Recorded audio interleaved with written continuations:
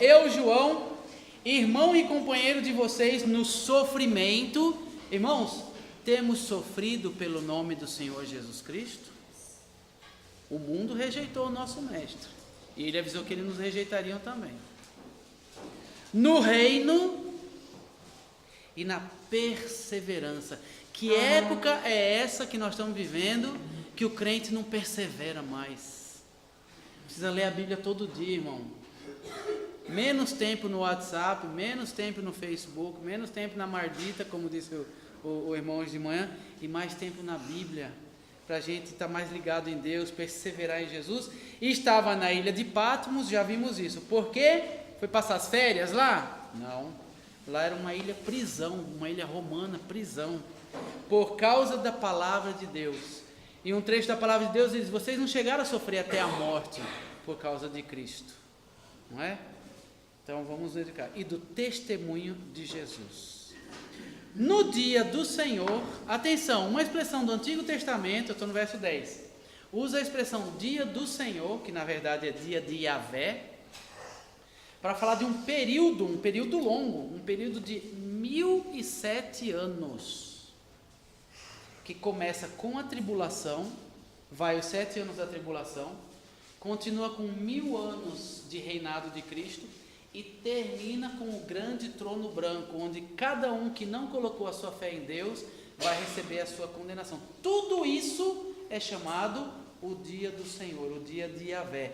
Por isso que quando a gente lê no Antigo Testamento, tem hora que fala assim: ele será terrível, derramamento de sangue, nananã. Aí outra hora fala assim: Deus tratará com o seu povo, porque é a última semana de anos de Daniel, que falta para Deus tratar com o povo de Israel. E Deus tratará com o seu povo. Aí daqui a pouco fala assim que Deus vai vingar o seu povo das outras nações. Aí tem hora que fala que será maravilhoso e haverá abundância na terra, o reinado de Deus, quem morrer com 100 anos vai morrer cedo. Eles falam assim: peraí, afinal de contas, é tempo dele tratar com o povo dele, de Israel? É tempo dele vingar o povo de Israel?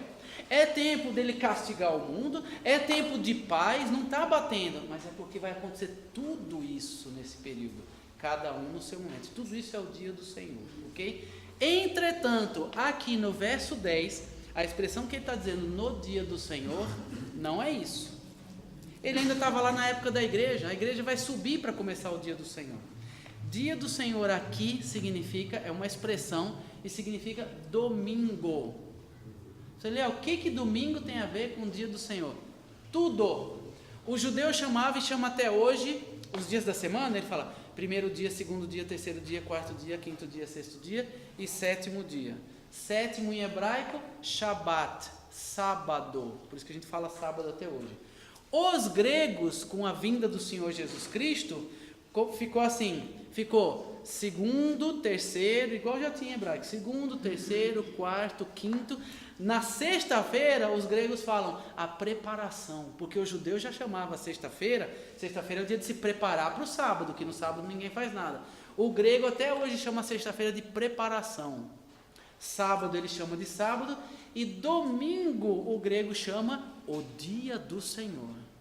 Olha só, qualquer grego, creia ou não creia em Deus, o nome do primeiro dia da semana para ele é o dia do Senhor. Em latim, como é que se fala dia do Senhor? Domênico. O que Domênico virou em português? Domingo. Nós também falamos dia do Senhor, só que ficou misturado e a gente não percebe. E ele está falando no dia do Senhor, ou seja, no domingo, achei-me no Espírito, ou seja, ele está falando que ele vai ter uma visão. E ouvi por trás de mim uma voz forte, como de trombeta. Imagina você está à toa assim e de repente toca uma trombeta aqui, a altura do pulo que você dá. Essa voz veio forte desse jeito, não é nada que ele acostumado não. Como de uma trombeta que dizia: escreva num livro. Na minha Bíblia está escrito livro, essa palavra não existia para eles. Escreva num rolo, porque livro antigamente era assim, escrevia num papel bem compridão assim e enrolava. Então ia lendo, já ia fechando o que leu e abrindo o que não leu. Então aqui está escrito rolo, para mim e para você é um livro. Para o judeu, usar o termo dia do Senhor significa esse período escatológico que ele falou, que começa após o nosso arrebatamento, quando a tribulação começa aqui na terra, e vai até o grande trono branco. ele está num momento aqui, eu vou te colocar a visão dos escritores que entendem que isso aqui é um domingo. Ele está num momento, no período da igreja, em que agora ele vai ter uma conversa com o Senhor Jesus Cristo aqui, e que vai falar do passado, da morte do Senhor Jesus Cristo. Depois ele vai dedicar o que para nós são 2 capítulos do período da igreja. Depois no capítulo 4 ele vai subir, que é a subida da igreja. E depois ainda em outro capítulo é que começa a acontecer o juízo de Deus chamado o dia do Senhor. Então, eu entendo que é por isso que vários escritores, né, os que estudam o Apocalipse, chamaram isso aqui de o dia do Senhor. Que a igreja, o que aconteceu? O povo de Israel se reunia quando era o dia deles de adorar a Deus? O sábado. Quando a igreja se formou, já naquela época, já começou a ter essa mudança. E começou a dar-se preferência ao primeiro dia da semana. E como é que eles chamaram esse primeiro dia da semana? Por que eles deram preferência a se reunir em nome do Senhor Jesus Cristo no primeiro dia da semana, em vez de manter o sábado? Porque era o dia do Senhor Jesus Cristo, o dia da sua ressurreição. Então, para a igreja iniciante, ficou muito forte essa expressão, o dia do Senhor, se referindo ao Senhor Jesus Cristo. Já desde lá começou-se a usar o termo em grego, o dia do Senhor, não tendo a ver com esse período escatológico aqui, mas o dia em que o Senhor Jesus Cristo ressuscitou. E eles se reuniam nesse dia. Eles falam, porque é o dia do que o Senhor Jesus Cristo ressuscitou, o dia do Senhor. Então o que o irmão falou tem procedência no sentido de que não se fala muito, não se fala em dia nenhum da semana quase na Bíblia. E na quarta-feira, fala-se em meses judaicos lá no Antigo Testamento, e em dias da semana se fala muito pouco ou quase nunca. Mas escritores estudiosos do Apocalipse, e eu concordo com eles, né? Não é obrigado todo mundo a concordar, né? E eu concordo com eles, que aqui está tratando do domingo, porque o dia do Senhor, aqui nesse relato todo, ainda custa acontecer. Ele vai ser inserido na visão dele, ele vai ser inserido no dia do Senhor. Ele vai ver a tribulação, ele vai relatar sobre o milênio, vai relatar sobre o trono branco, ele vai participar vendo ou ouvindo disso daí. Mas ele fala que nesse dia aqui, ele se encontrou no Espírito, o Senhor Jesus começou a falar com ele, depois mandou as cartas para a igreja, depois ele foi chamado para subir ao céu, depois o Senhor Jesus Cristo começou a abrir os selos para começar o chamado dia do Senhor. Então, por isso que esses estudiosos creem que aqui é domingo, e eu particularmente concordo com eles. Mas tem a posição que o irmão colocou. Ok? Vamos adiante? Nesse versículo aqui, que o apóstolo João falou, aqui é domingo. É porque está no... Aqui, ele falou assim, eu estava no dia do Senhor, é o domingo. E ainda não começou a acontecer o que ele vai ver, tá certo? Aqui é domingo. Mas, diga, irmã. Eu ia falar o seguinte, que aqui, porque não tá maiúsculo, porque lá em 1 Tessalonicenses 5, fala o dia do Senhor, só que o dia do Senhor tá maiúsculo. Muito importante o que a irmã falou, mas por um outro sentido. Tomem cuidado, porque a Bíblia todinha, de Gênesis a Apocalipse, a língua escrita no Antigo Testamento, 95% ou mais hebraico, o pouquinho em aramaico, que foi depois que o pessoal foi para o cativeiro da Babilônia, e aí passou inclusive a ser a língua que o Senhor Jesus Cristo falou na época dele, e no grego no Novo Testamento não existia maiúscula e minúscula. Então foi muito bom a irmã colocar isso, porque a gente está acostumado em português, não é? Deus com letra maiúscula, e quando não é o nosso Deus, letra minúscula. Isso aí foram coisas que foram acrescentadas para a nossa compreensão. Espírito com letra minúscula e Espírito com letra maiúscula, para dizer que é o Espírito Santo. Então cuidado, que às vezes a gente vai conversar com um testemunho de Jeová, alguma coisa, e fala assim, está errado na sua Bíblia porque está em letra minúscula. E aí ele vai falar assim, mas nunca existiu isso nos originais. Tá bom? Então isso é uma colocação para nós, é válido para nós, só não é válido quando a gente está assim, fuçando mesmo nas escrituras. Eu não posso dizer assim, ó, isso aqui é tal porque está com letra maiúscula, esse aqui não é porque está com letra minúscula, foi alguém que acrescentou. Então foi muito bom, irmão, colocar para a gente ter essa consciência, tá bom? Irmão, aqui ó, esse texto de Joel está falando sobre o mesmo dia? Tocai a trombeta em Sião e dai a voz de rebate no meu santo monte. Perturbem-se todos os moradores da terra, porque o dia do Senhor vem e já está próximo. Esse aí foi o dia de João. dia de escuridade e densas trevas. Ele está anunciando que o dia do Senhor está próximo. E aqui, como o irmão falou, ele falou assim, ele estava no dia do Senhor agora. Ok? Mas fica assim, tem essas colocações. Eu preciso ir adiante com vocês, tá bom? Senão eu não chego nem no capítulo 3. Ok, escreva num livro o que você vê e envie a estas 7 igrejas. Olha, tudo que ele vai ver, não só as cartas para cada igreja, tudo que ele vai ver, do capítulo 1 ao capítulo 22, é para ele enviar para as igrejas. Então Éfeso não recebeu só a cartinha para Éfeso, Esmirna não recebeu só a cartinha para Esmirna, ele falou, tudo que você vai ver aqui, envie para as igrejas. E nós, graças a Deus, também temos, né? Éfeso, Esmirna, Pérgamo, Tiatira, Sardes, Filadélfia e Laodiceia. Voltei-me para ver quem falava comigo, voltando-me vi 7 candelabros de ouro, e entre os candelabros alguém semelhante a um filho de homem. Alguém lê, por favor, Daniel 7,13, já está ali para você ler, ali na frente. Daniel 7,13. Eu estava olhando nas minhas visões da noite, e eis que vinha com as nuvens do céu, e como filho do homem, e dirigiu-se ao ancião de dias, e o fizeram chegar até ele. Esse ancião de dias aí é referência ao Pai, ao que era, que é e que há de vir, ao Todo-Poderoso. Então Daniel tem a visão dos dois, o ancião de dias, quer dizer, o desde sempre, né?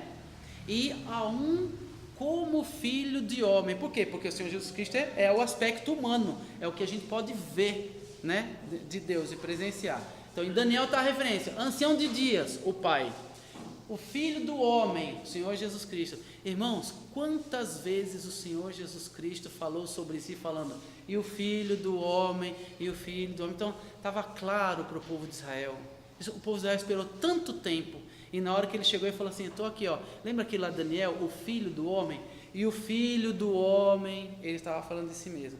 E aqui ele usa a expressão, e entre os candelabros alguém semelhante a um filho de homem, com uma veste que chegava aos seus pés. Isso fala do sacerdócio. Diga. Como o irmão Oliver falou hoje de manhã, que eles sabiam, os sacerdotes não sabiam, né? Sabiam que Jesus era Cristo, mas fizeram toda a trampa. Os milagres que o Senhor Jesus Cristo fez, o povo de Israel estava esperando por aqueles tipos de milagre que ninguém fazia, e estava esperando, quando o Messias vier, ele vai fazer isso, isso, isso, e ele fez, e eles recusaram, irmãos. É triste, é muito triste. Com uma veste que chegava aos seus pés, sacerdócio. Isso fala do sacerdócio do Senhor Jesus Cristo. E um cinturão de ouro, fala da sua dignidade, da sua realeza, do seu poder, ao redor do peito. Sua cabeça e seus cabelos eram brancos como a lã, fala da sua pureza. E fala dele como a qualidade, que ele tem as qualidades do Pai, do ancião de dias, ok? Tão brancos quanto a neve, e seus olhos eram como chamas de fogo. O fogo sempre fala de condenação, sempre fala de julgamento. Deus é o reto juiz. Tudo que ele julga com perfeição. Eu erro na hora de julgar, você erra na hora de julgar. Às vezes é uma atitude de alguém que julga errado, mas os olhos do Senhor Jesus Cristo são como chamas de fogo, nada escapa. Quando ele fala que é certo, quando ele fala que está errado, é errado, e aquilo que ele condena, ele não errou, ele não foi injusto em nenhum momento, e são os olhos que tudo vem e que julgam. Seus pés eram como o bronze numa fornalha ardente, quer dizer, brilhando muito, reluzente, né? E fala do caminho que o Senhor Jesus Cristo traçou para nós, fala da autoridade que ele tem de pisar e de comandar e de ordenar, e sua voz como o som de muitas águas. Alguém já foi aqui naquelas cachoeiras bem violentas, assim, aquela que você vai chegando pertinho, aí você fala com um fulano, ele olha para você, você só está assim, ó. Aí ele vira para você e fala assim, aí você fala, e a água, então, ele falou, e a voz dele é como o som de muitas águas, o poder, a autoridade, é o próprio Deus falando. Tinha em sua mão direita 7 estrelas. A mão direita fala sobre, nos textos antigos, mesmo texto extra-bíblico, fala do caráter da pessoa, fala da personalidade, da dignidade da pessoa. Mesmo porque no costume antigo eles usavam a mão esquerda para a higiene. Então, o rei segurava o seu cetro com a mão direita. Se ele ia dar alguma bênção, era com a mão direita. Mão direita fala dessa autoridade, dessa posição. Muitos trechos no Antigo Testamento falam a respeito da mão direita. E nós vamos ver agora mesmo outro uso dela. Bem, fala que na sua mão direita estavam... me perdi aqui. Os pés, o fulgor... Verso 16, tinha em sua mão direita 7 estrelas, e da sua boca saía uma espada afiada. Guarde isso, da sua boca saía uma espada afiada de 2 gumes. O que a palavra de Deus é comparada mesmo? Uma espada afiada de 2 gumes. É a palavra do Senhor Jesus Cristo, que serviu para criar o mundo inteiro, que serviu para curar, que serviu para salvar, que serviu para dar ordem ao morto para ressuscitar. E nós vamos ver o que ele vai fazer com essa palavra, com essa espada que sai da sua boca, lá no capítulo 19. Sua face era como o sol quando brilha em todo o seu fulgor. O resplendor, a glória de Deus sendo ali. Olha quanta coisa maravilhosa, irmãos, do meu Deus, do seu Deus, que às vezes no nosso pecado a gente troca essa comunhão tão íntima e preciosa por qualquer porcaria que o mundo oferece. Deixa de comer o que é precioso e eterno e troca por lixo, não é? Então por isso que eu digo, Apocalipse nos aproxima de Deus. A gente fala, meu Deus, é esse Deus que eu sirvo, né? Ele acorda, se aproxima mais de Jesus, dedica mais para as coisas de Deus, a leitura da palavra, uma vida de oração, a salvação da alma perdida. Esse é o nosso Deus maravilhoso. O mundo está servindo ao Deus que vai levá-los para a morte aí. Quando o vi, caí aos pés como morto. A reação dele. Agora, quem foi que teve essa reação? Qual é o nome desse irmão aqui que está escrevendo? João. Como é que ele mesmo se chama no Evangelho? O discípulo amado. Ele era o mais próximo do Senhor Jesus. Como é que o discípulo mais próximo vivia mais, conversava mais, tudo mais ali com Jesus, junto. Agora olha para Jesus e a reação dele é cair como morto. A explicação é que nos evangelhos, tamanho o amor que Deus teve por nós vimos o Cordeiro de Deus, mansinho, foi levado ao matadouro sem abrir a boca. Agora aqui nós estamos vendo o leão de Judá. É o outro aspecto do Senhor Jesus Cristo. E ele nunca tinha se deparado com isso. Que pena que o mundo viu, que pena que o mundo ouve sobre o Cordeiro de Deus que tira o pecado do mundo e faz o que com ele? Um cordeirinho. Alguma coisa boa pode vir de Nazaré? Esse aí come com prostitutas, com ladrões? Esse aí é o Salvador? Desce da cruz, salva a ti mesmo. Bem-aventurado aquele que não viu e creu. Aquele Cordeiro de Deus que tira o pecado do mundo é o leão de Judá.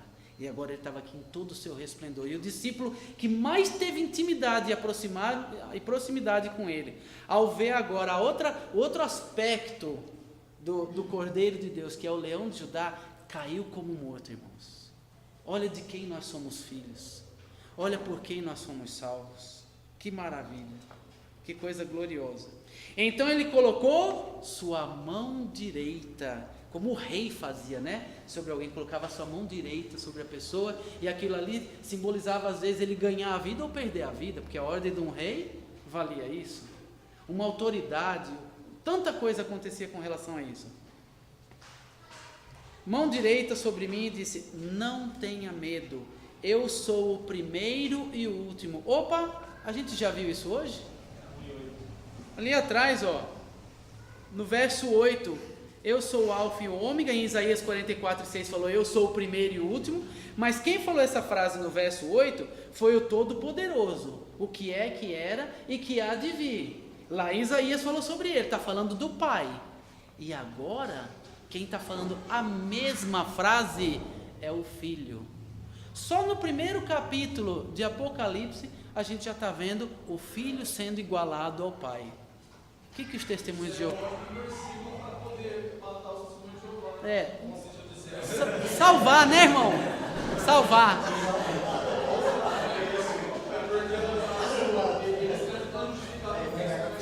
Esse versículo E o irmão, quem foi o irmão que falou que eles têm umas adulterações na Bíblia dele? Foi você. É verdade, tem sim, e por isso vale a pena a gente, né, quando tiver nessa intenção e tudo, comparar. E aí, se você tem a oportunidade de ter acesso à língua original, aí melhor ainda, porque a hora que ele fala assim, não, mas está escrito assim. Aí você fala assim, vamos conferir aqui no grego? Você faz assim para ele. Mas, tem versículos que batem com o nosso. Esse aqui é um deles. E aí entra no que ele falou, não tem como eles escaparem disso. Está escrito na Bíblia deles, no verso 8, e depois aqui na frente no verso 17. Um foi o pai que falou, e outro foi o filho. Está claro, está declarado, né? E é isso aí. E como o irmão muito bem disse lá atrás, isso é uma forma de salvar os testemunhos de Jeová. Obrigado, irmão. Verso 18. Sou aquele que vive. Ó, agora vai confirmar, vai tirar a dúvida de que é o filho que está falando. Sou aquele que vive. Estive morto, mas agora estou vivo para todo sempre. Jesus vai morrer de novo, irmãos? Nunca mais. Estou vivo para todo o sempre. Jesus morreu lá atrás, não foi porque os soldados romanos eram impiedosos, não foi porque os judeus foram criminosos, mas foi porque, como estava profetizado, por amor de mim e a você. Somente por isso. Porque uma vez foram levando o Senhor Jesus Cristo para derrubar num penhasco, e o que ele fez? Saiu andando no meio deles. O Senhor Jesus Cristo fala assim, eu dou a minha vida porque eu quero, de vontade própria. Glória a Deus. E agora ele está aqui. Estive morto, mas agora estou vivo para sempre. E tenho as chaves da morte e do Hades. A Bíblia que eu uso, às vezes, se em algum momento usar a palavra inferno, ela põe uma letrinha, no Antigo Testamento e no Novo. Ela põe uma letrinha e lá embaixo avisa. Se for no Antigo Testamento, Seol. Se for no Novo Testamento, o Hades. Quando você vê o termo inferno, procure ver na nota de rodapé se tem alguma coisa. Por quê? Na verdade, o termo inferno, a gente que colocou. Não foi a gente aqui em Franca, né? Alguém lá atrás, mais para frente, quando foi traduzir para o inglês, francês, espanhol, português, colocou inferno. O termo que existe no Antigo Testamento, Seol, que significa túmulo, e era usado para falar assim, para onde vão os mortos? Não simplesmente o caixão, mas para onde vão os mortos? Quando foi escrever o Novo Testamento, já existia na língua grega, na mitologia grega, um termo também usado. Falou, já existe um termo no grego, vamos aproveitar e usar esse, que assim quem lê aí fora já vai saber do que está falando. Então o Hades é para onde vão os mortos depois que morrem. Até a vinda do Senhor Jesus Cristo, todo morto ia para lá. Inclusive lá ficaram aprisionados seres celestiais que se rebelaram contra Deus. A Bíblia diz que quando o Senhor Jesus Cristo veio, entre a sua morte e ressurreição, ele foi até lá, pregou aos espíritos em cativeiro, né, que estavam ali, confinados, salvos e não salvos, presos, confinados ali, pregou a eles para converter alguém? Não, só para que os que creram e os que não creram pudessem ver, eu vim, eu fiz, eu salvei, né? Para a felicidade dos que creram, para a infelicidade dos que não creram. Ele foi ali mostrar. E aí a Bíblia diz que ele levou cativo o cativeiro, subiu aos céus. Por isso que Paulo já fala assim, preferia muito estar no Hades com o Senhor. Ok? Então, o seio de Abraão é um dos nomes dessa esfera onde estavam os salvos. Ou o paraíso, o Senhor Jesus usou esse termo também, ok? Esse lugar hoje, ele está vazio, ele não existe, ele foi levado para lá. Hoje, se eu me referir ao Hades como inferno, hoje dá certo, da vinda do Senhor Jesus Cristo para frente, dá certo, porque lá só tem gente condenada. Mas acontece que o próprio Senhor Jesus Cristo, quando vai falar do rico e Lázaro, ele faz referência, e às vezes na minha ou na sua tradução vai estar escrito assim, e lá no inferno, você fala assim, ué, mas tinha crente no inferno? Por quê? Porque o termo é Hades. Inferno foi uma colocação que nós temos mais modernamente, e que só retrata a situação do Hades completo agora, depois que Cristo veio. Diga, irmão. Eu não me recordo, mas tem alguma passagem na Bíblia que explica o porquê que antes do sacrifício de Cristo, as pessoas que morriam, tanto salvos como não salvos, iam no mesmo lugar, aguardando esse momento para depois serem junto de Cristo? Eu não consigo entender isso. É um lugar de espera, de aguardar até o momento da recompensa. A recompensa boa, né? No dia da ressurreição, no dia que todos se levantarem para estar perante Deus. Recompensa boa para os que queiram e recompensa ruim para os que não creram, que é a condenação eterna. Uma espera boa, porque estavam no seio de Abraão, no paraíso. Paraíso não pode ser nada de ruim, ainda mais dado por Deus. Era uma espera boa para eles e uma espera terrível, porque diz que o rico estava em sofrimento lá, pedindo que Lázaro viesse molhar a sua língua. Então, o que aconteceu quando Cristo teve a sua vitória sobre a morte, executou aquele plano do Pai da salvação. Aliás, muito interessante você colocar isso, porque mostra mais um aspecto do quanto Deus nos quer junto de si. Então é como quem fosse assim, pronto, agora está aqui, está feito, né? Eu concluí a minha obra, eu tive a vitória sobre a morte, e daqui para frente eu não quero mais nem que esperem só lá naquele lugar que já era bom. Por isso que a gente tem que tomar cuidado com o nome inferno. Não quero que espere nem lá, eu quero que espere junto de mim. Porque quando houver a ressurreição, na época do arrebatamento, os corpos vão subir. Mas Paulo falou que ia para junto de Cristo. Os corpos vão subir para encontrar com seus espíritos, o próprio espírito da pessoa, e estar para sempre nesse momento glorificado. Quer dizer então que as pessoas que estavam lá, por exemplo, tanto os não salvos como os salvos, estão gozando de certa forma um privilégio. Não. O rico estava em sofrimento. Que privilégio é esse? Essa é a parte que eu não consigo entender, que eu estou dizendo. Porque como que, no caso, na mesma ocasião, sabe, os crentes, vamos dizer assim, e os descrentes, gozando da mesma situação, só que uns não sofriam, outros sofriam. Ok, entendi. Lembra que quando ele pede ajuda, diga pelo menos a Lázaro que molhe o dedo em água e venha refrescar a minha língua. Qual foi a resposta? Existe um grande abismo entre vocês. Apesar de que para Deus não é necessário isso. Vou pegar um acontecimento normal. Ela está feliz aqui, do lado, fica só um pouquinho mais perto, só um instantinho. Ela está feliz aqui do lado dele, porque em janeiro do ano que vem ela vai para o Nordeste. Claro, só pode estar feliz. E ele está aqui com uma dor de dente se acabando. Não está nem conseguindo prestar atenção no estudo. Um está do lado do outro, mas a situação de cada um não é totalmente diferente. Vou voltar. Lá, além de tudo, eles não estavam nenhum do lado do outro, mas existia um abismo entre eles. Ok? Não precisava nem haver, porque Deus faz do jeito que Ele quer. Pode estar um do lado do outro, um sofrendo e o outro não. Mas a Bíblia diz, um estava ali naquele lugar de muito sofrimento e outro estava aqui muito feliz, muito feliz. Esse lugar chamava o nome dele? Os judeus lá no Antigo Testamento chamavam de Seol, que é o termo dado para túmulo. Túmulo, morreu, foi para o túmulo, né? E depois, quando foi escrever no grego, já aproveitou uma palavra que tinha no grego e que todo mundo que lesse grego ia entender, que é Hades. Tá bom? Essas pessoas salvas. Não, ele perguntou. Eu não posso falar sobre isso agora. Eu tenho que ensinar Apocalipse até o capítulo 22. É assim, é assim. Antes de Cristo vir, eu sei, é o mesmo. Antes de Cristo vir, ia todo mundo para o túmulo. Aí lá ficava os anjos no Tártaro. Os anjos no Tártaro, um lugar para eles, os que caíram e que foram lançados lá. Isso está escrito em Judas 6, está escrito em 2 Pedro, só. E aliás, aí lá vai de novo, em 2 Pedro, para nós está escrito que eles estão no inferno. Mas no grego está escrito que eles estão entartarizados. Ou seja, estão aprisionados no tártaro. Ok, e Judas 6 fala que eles também estão em prisão. Esses anjos estão lá nesse lugar de sofrimento, separadinhos, só isso.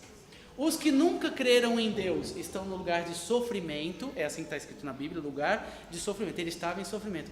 E os que creram em Deus, até a morte do Senhor Jesus Cristo, estão no seio de Abraão ou no paraíso. Quando o Senhor Jesus morreu, ele foi até ao Hades, e perante esses 3 grupos diferentes, ele foi lá e pregou, falou, ó, eu vim, viu? Para vocês que não criam, eu sou o Messias, eu vim, eu venci a morte, eu sou o próprio Deus, e assim por diante. E essa mesma pregação, era pregação para os salvos, ó, vocês não creram em vão, eu vim. Além de fazer essa pregação para esses 3 grupos, ele pegou consigo os seus e subiu aos céus. E a partir daí ninguém mais morre, crente, para ir para o Hades. Mas Paulo falou, prefiro muito estar com o Senhor, que está à direita de Deus Pai. Então esse é o resumão da história, tá bom? Para maiores detalhes, não percam quando o irmão Denis vai vir trazer um estudo só sobre o Hades para vocês. Para quando que está marcado, irmão? Mas demora, né? É, só domingo que vem. Para explicar melhor essa questão de Hades, era melhor pegar a mitologia, explicar sobre os Hades e a mansão dos mortos. Era, pronto. Porque... Não. No domingo seguinte que Denis explicar isso, o Rafael vai trazer sobre a mitologia, viu, irmão? Deus abençoe. Ok. Eu tenho as chaves da morte. Eu estou no capítulo 1. Eu tenho 22 capítulos para ensinar. Ó, você não se amostre não, viu?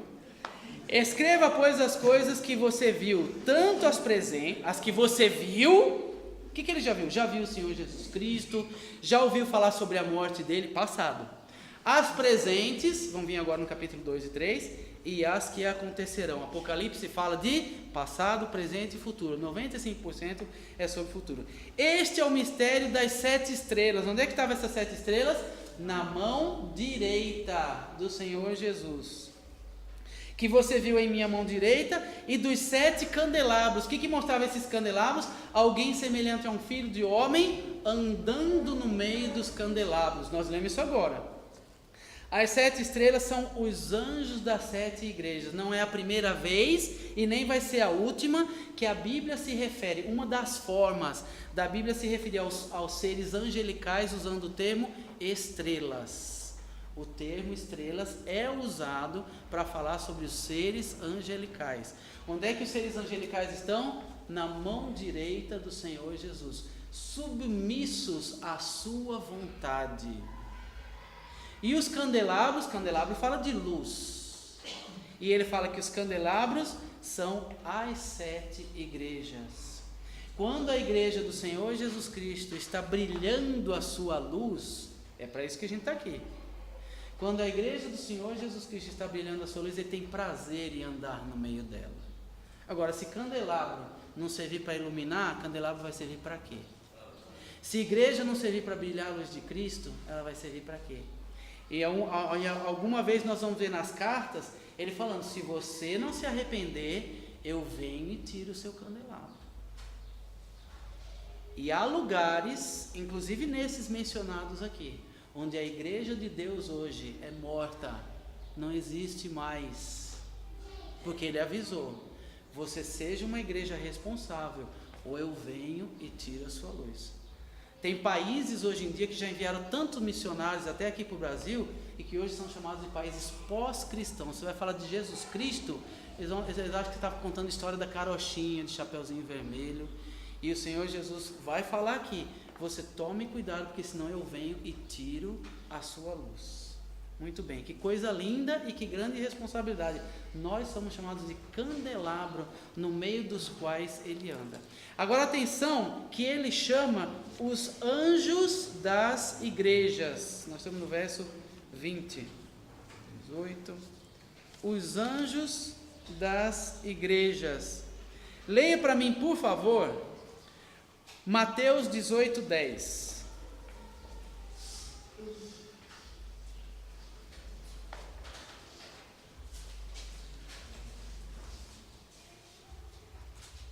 Que diz Mateus 18:10? Cuidado para não desprezarem só destes pequeninos, pois eu lhes digo que os anjos deles dos céus estão sempre vendo a face de meu Pai Celeste. Os anjos deles nos céus, os pequeninos, cada pequenino, os pequeninos têm anjos. Deus pegou e arregimentou anjos para cuidar dos pequeninos, e esses anjos estão lá olhando na face de Deus no céu. 1 Coríntios 11:10.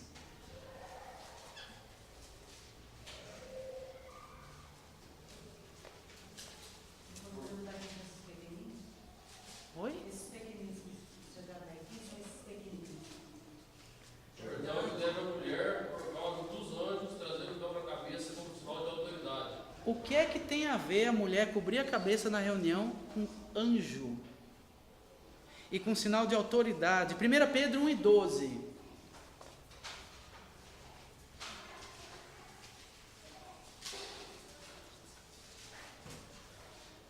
A eles foi revelado que estava ministrando, não para si próprios, mas para vocês.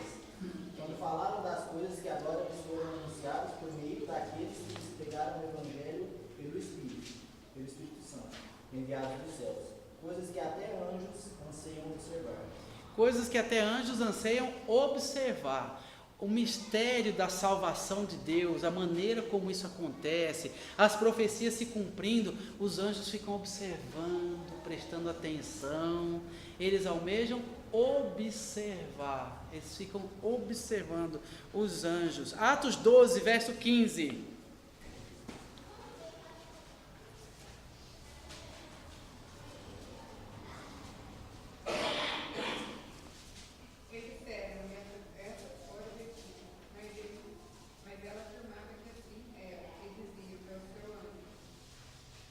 E diziam que era o seu anjo. Lembra quando ele estava preso e aí a menina foi dar a notícia? Olha, ele está solto. Fala, deve ser o seu anjo. Corria uma notícia, um costume entre eles, que o anjo responsável por cada pessoa era parecido com essa pessoa. Porque o anjo toma uma aparência na hora que ele quer. Então, existia um costume, um pensamento de que o anjo do Wesley era parecido com Wesley, o anjo de Eliane era parecido com Eliane, e assim por diante. Então, fala assim, olha, ele está ali. E eles estavam orando para ele ser livre, né? Ó a fé.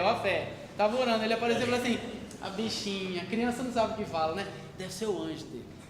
Ok, então a Bíblia está dando informações sobre anjos relacionados a nós. Hebreus 1:14.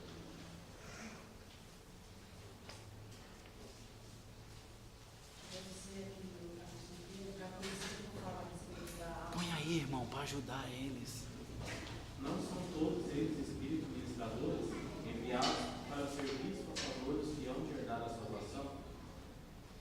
Os anjos são ministros a serviço dos que hão de herdar a salvação. Salmo 91, de 9 a 11.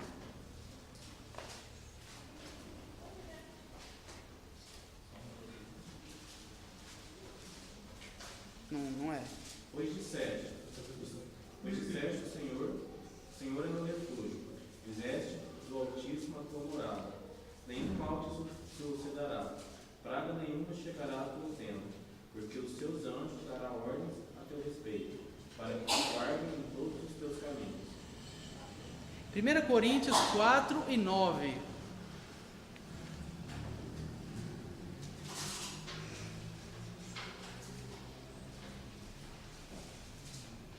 Porque me parece que Deus nos colocou a nós, os apóstolos, em último lugar, como condenados à morte.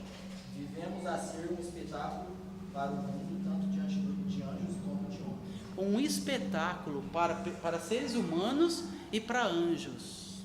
Vamos ver. 1 Timóteo 3:16. Não é segunda, hein? É primeira. Olha o tropeção. Evidentemente, grande é o mistério da piedade. É isso? Pode continuar, irmã. Grande é o mistério da piedade. Aquele que foi manifestado para quem for justificado em espírito, contemplando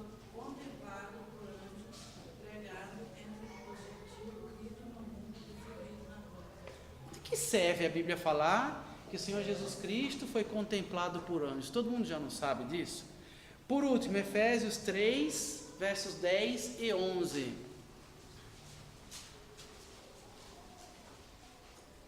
Para que pela igreja a multiforme sabedoria de Deus se torne conhecida agora dos principados e potestades nos lugares celestiais, segundo o eterno propósito que estabeleceu em Cristo Jesus nosso Senhor. Para que seja conhecido dos principados e potestades celestiais. Que história é essa dos anjos nos observando, que inclusive a mulher cubra a cabeça, dentre os motivos, para mostrar o sinal de autoridade para os anjos, que os apóstolos falaram, parece que a gente está aí para servir de espetáculo para os homens e para os anjos.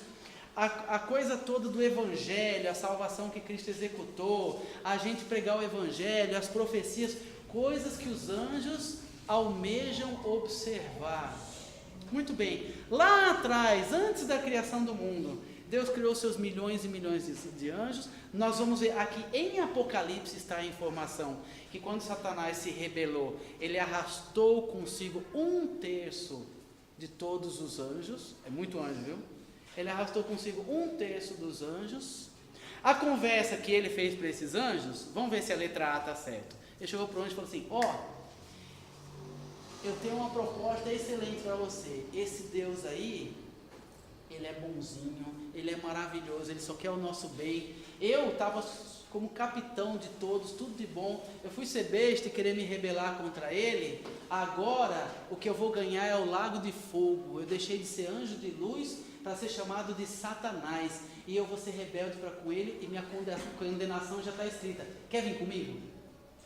Vocês acham que foi essa a história que Satanás contou para esses anjos? Qual foi a historinha que ele contou para Adão e Eva? Porque em Eclesiastes está escrito que nada há de novo debaixo dos céus. Qual foi a historinha que ele contou para o ser humano? Ele chegou para o ser humano e falou assim: Deus é maravilhoso, continue obedecendo, é isso aí mesmo, tá? Não se rebele contra ele não, porque eu fui me rebelar, olha aqui minha situação. Você acha que foi essa a história que ele contou para Adão e Eva? Não, está escrito lá, né? É nada. Deus falou isso? É nada. É que Ele não quer que vocês tenham conhecimento igual eles têm do bem e do mal. É verdade, Deus não queria. Sabe por quê? Porque Deus dá conta de lidar com o conhecimento do bem e do mal. O ser humano dá conta de lidar com o conhecimento do bem e do mal? Olha o estrago que está aí fora. É nada. Essa história que Deus ama. Mesma história, irmãos. Ele não arrastou 1/3 da milícia celestial contando a verdade. Ok? Então, o que ficou? Ficou a história. Deus é justo ou não é? Deus é amor ou não é? Deus é verdadeiro ou não é?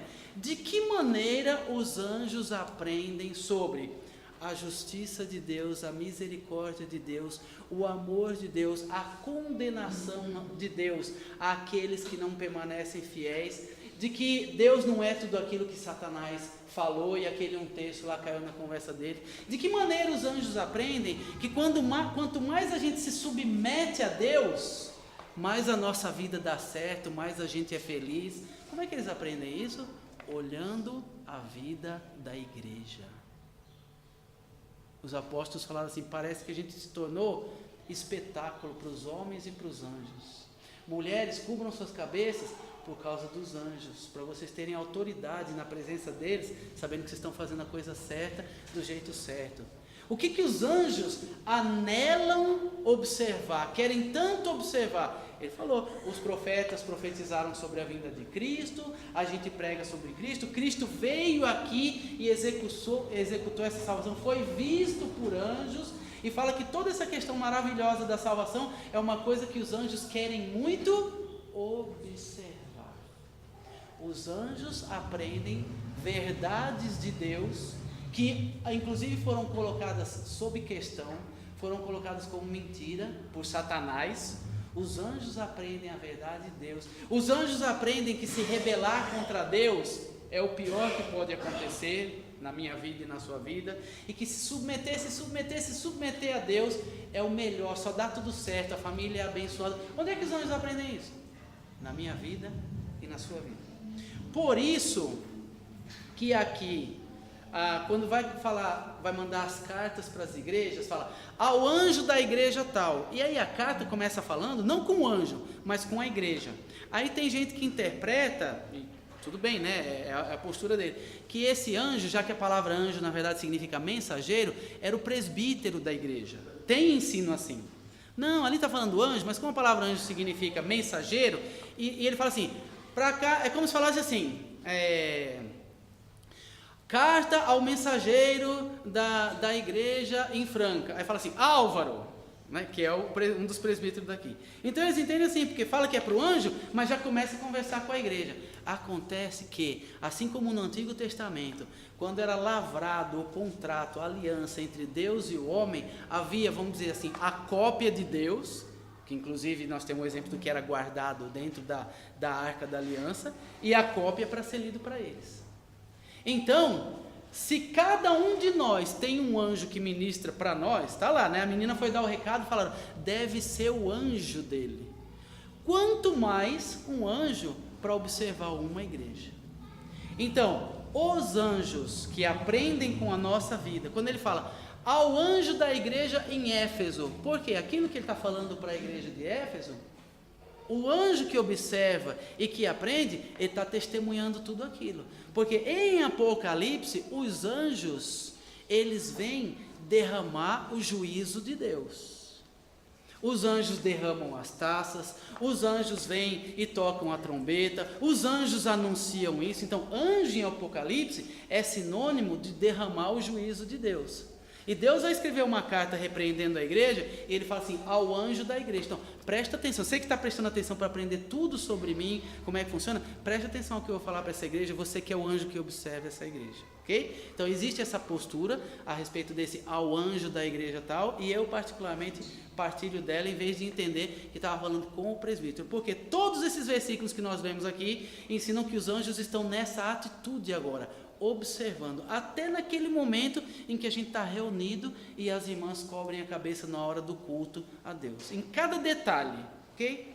Muito bem, eu levei, vocês desculpem, eu levei todo esse tempo, porque pode ser que essa questão do comportamento dos anjos e tal, não seja algo muito comum da gente conversar no dia a dia, ok? Então vamos lá, então por isso que ele fala, os anjos das igrejas.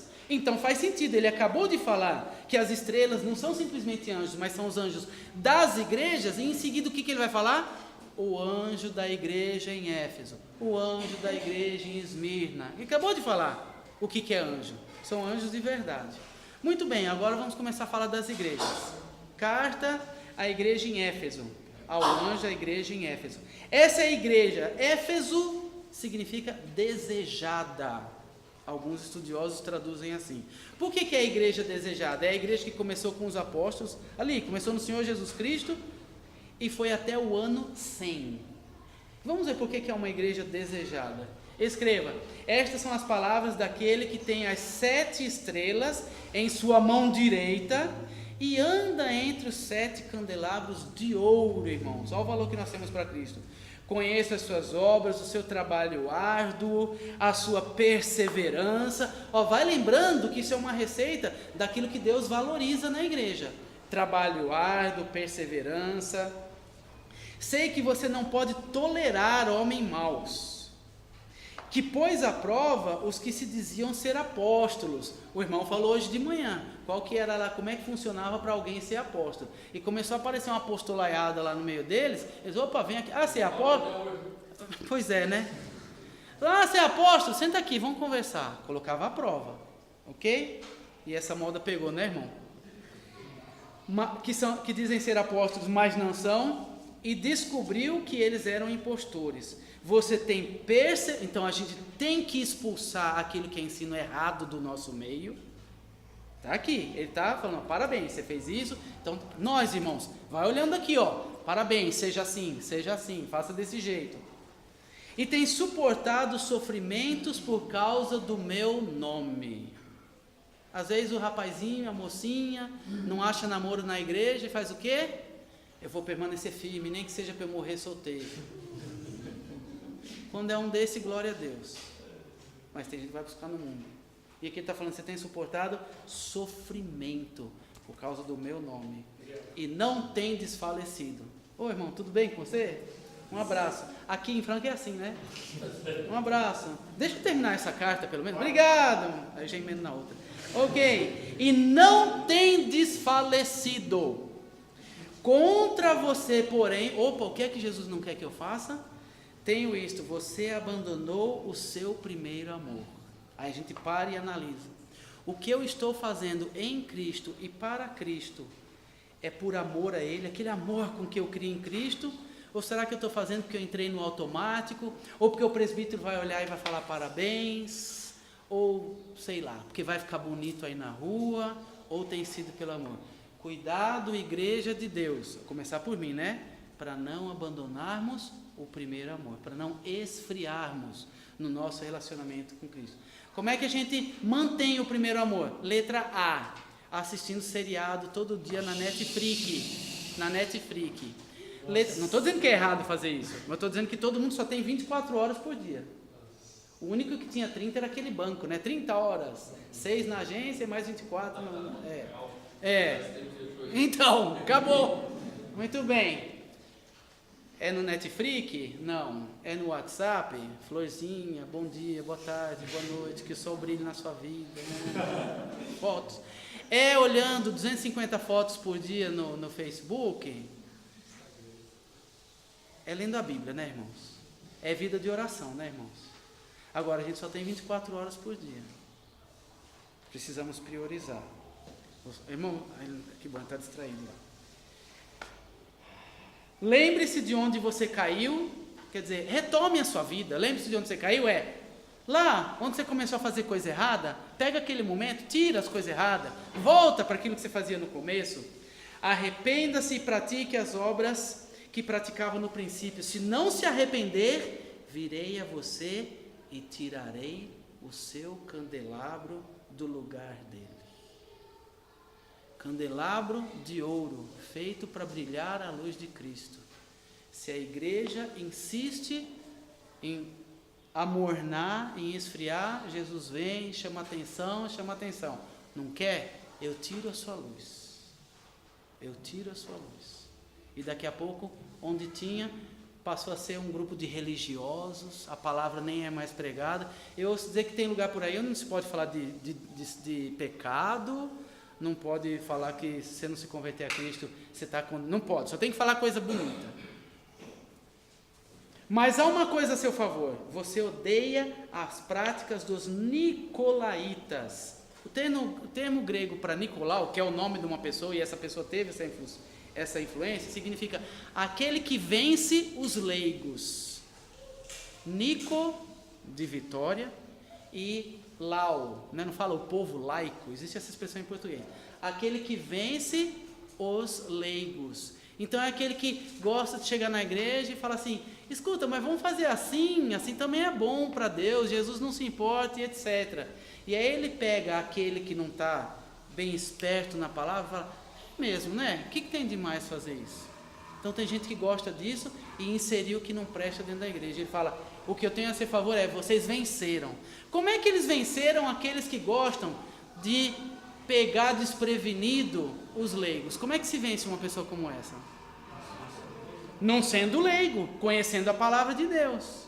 Agora, como é que a gente conhece a palavra de Deus? Fazendo o que a gente está fazendo hoje aqui, lendo a Bíblia em casa, lendo bons livros cristãos, ok? Só não é assistindo The Flash. Não é. Ok. Como eu também as odeio. Aquele que tem ouvidos, ouça o que o Espírito diz às igrejas. Então, a carta era para Éfeso? Era, mas ele está dizendo para todas as igrejas. É para mim e para você.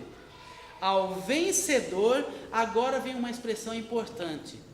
Tome cuidado, porque em cada carta da igreja vai falar ao vencedor. Só que você vai assim, eita, então se eu não perseverar, se eu não vencer, eu não vou ganhar isso. Mas você vai prestar atenção que cada vez que ele fala ao vencedor, ele está falando de coisa que só cabe para quem é salvo.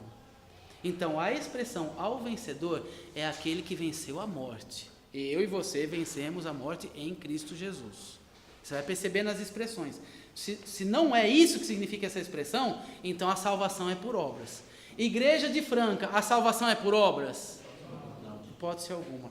Ao vencedor darei o direito de comer da árvore da vida, vida eterna, que está no paraíso de Deus. Intervalo. Hã? Aí eu ia entrar na próxima carta. Ó, vai e volta, hein, povo.